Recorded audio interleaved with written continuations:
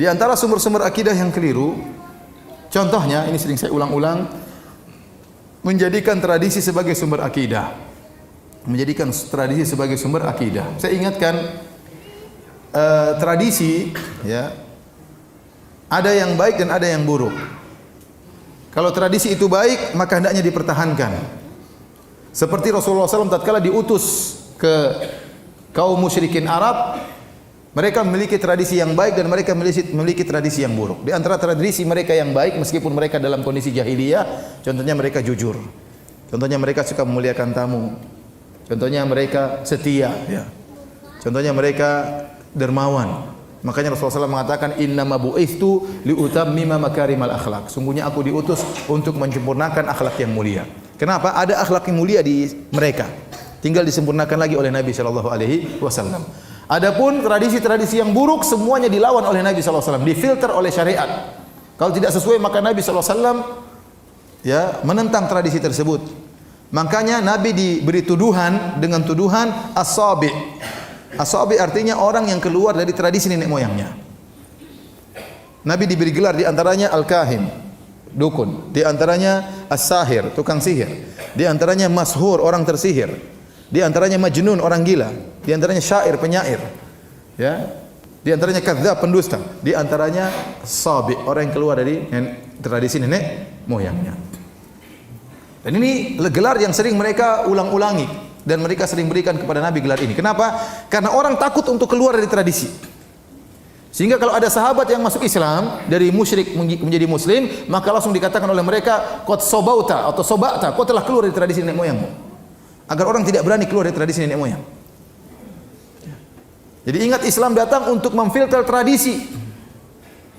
Bukan tradisi memfilter Islam. Hati-hati.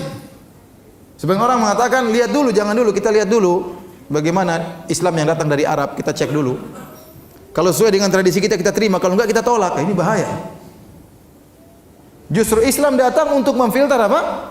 Tradisi. Bukan tradisi memfilter Islam. Salah. Sebagaimana Nabi SAW hidup di orang Arab. Dan dia datang dengan Islam dan dia menolak adat Arab. Dia menolak adat Arab yang tidak sesuai dengan syariat Islam. Dan mengambil akidah dari tradisi ini merupakan lagu lama, ya. Sudah dilakukan oleh orang terdahulu. Contoh seperti umatnya Nabi Ibrahim alaihissalam. Waktu Nabi Ibrahim alaihissalam menegur umatnya yang sedang nongkrong beribadah kepada patung-patung, ma hadhihi tamathilul lati antum laha aqifun. Patung-patung apakah ini yang kalian sedang nongkrong di sini kemudian beribadah kepada patung-patung tersebut? Apa dalil mereka? Wajadna aba'ana laha abidin. Kami mendapati nenek moyang kami menyembah berhala-berhala ini. Ya sudah, kami tinggal ikut. Kami tinggal ikut. Apa kata Nabi Ibrahim alaihissalam? Laqad kuntum antum wa aba'ukum fi dhalalim mubin. Kata Ibrahim alaihissalam, kalian sesat, nenek moyang kalian juga sesat. Bapak kalian juga sesat, kakek kalian juga apa? Sesat. Buyut kalian juga apa? Sesat. Ini tradisi sesat kata Nabi Ibrahim alaihissalam. Makanya mereka pun jengkel, ya. Kemudian mereka membakar Nabi Ibrahim alaihissalam. Demikian juga tatkala Nabi SAW mendakwakan Islam, orang-orang musyrikin Arab berpegang teguh dengan tradisi. Mereka mengatakan inna wajadna aba'ana ala ummah wa inna ala atharihim muqtadun. Kami telah mendapati nenek moyang kami di atas jalan ini dan kami hanya ikut saja nenek moyang kami. Dalam ayat yang lain, inna wajadna aba'ana ala ummah wa inna ala atharihim muhtadun. Kami telah mendapati nenek moyang kami di atas jalan ini dan kami mendapat petunjuk jika mengikuti petunjuk nenek moyang kami. Jadi dalilnya tradisi. Oleh karenanya sulit seorang keluar dari tradisi. Makanya waktu Abu Thalib akan meninggal dunia, agar Abu Thalib tetap berada di atas kesyirikan, Abu Jahal cuma mengingatkan satu tentang tradisi. Rasulullah SAW datang begitu kepada Rasulullah SAW, ya ammi qul la ilaha illallah kalimatan uhajju laka biha indallah. Wahai pamanku Abu Thalib, ucapkan la ilaha illallah, aku akan berargumen, aku akan bela engkau, aku akan berdebat membela engkau di hadapan Allah Subhanahu wa taala. Kata Abu Jahal tatkala itu, atarghabu an millati Abdul Muttalib, apakah kau benci dengan agama nenek moyangmu? Selesai. Diingatkan dengan tradisi sehingga Abu Thalib tidak mau ngomong la ilaha illallah. Dan dia berkata kepada Rasulullah SAW, ya, Laula an tu'ayyirani Quraisyun, seandainya aku tidak dicela oleh orang Quraisy, la aqrartu biha ainak, seakan membuat engkau senang wahai ponakanku. Tapi gara-gara dia tidak mau dicela, akhirnya tidak jadi masuk Islam. Padahal dia sudah tahu agama Nabi di atas kebenaran. Ya. Oleh karenanya, tradisi sangat berbahaya kalau tradisi salah dijadikan pegangan oleh masyarakat. Di antara hal yang membuktikan susah atau sulitnya keluar dari tradisi, ini juga sering saya sampaikan, ya. Lihatlah bagaimana di sebagian negeri kita ada suatu suku yang suku tersebut luar biasa, banyak ulama berasal dari suku tersebut, banyak orang-orang hebat pakar agama berasal dari suku tersebut, tetapi sampai sekarang ya tradisi masih berlaku, kalau ada pernikahan maka yang bayar mahar perempuan. Kemudian nasab kembali kepada perempuan. Warisan yang pegang juga siapa? Perempuan. Ini salah atau tidak? Salah total atau salah sedikit? Salah total. Tapi masih bertahan tradisi atau tidak? Masih. Mungkin jangan-jangan ada di antara antum yang seperti itu. Padahal di situ banyak ulama. Kenapa sulit untuk dirubah? Tradisi susah untuk dirubah. Susah untuk dirubah.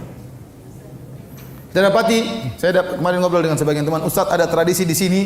Tadi baru tadi pagi saya ngisi pengajian.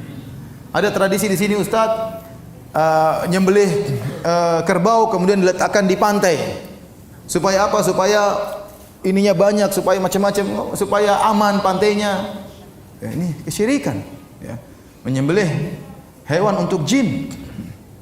Ada juga yang meletakkan kepala kerbau diletakkan di tengah-tengah sawah. Buat apa? Untuk bersyukur. Tradisi apa seperti ini? Kalau bersyukur kepalanya jangan dibuang, dimakan dong, jangan dibuang. Itu namanya mubadzir, buang-buang. Banyak orang suka kepala sapi, ya tidak? Oleh karenanya, ya tradisi.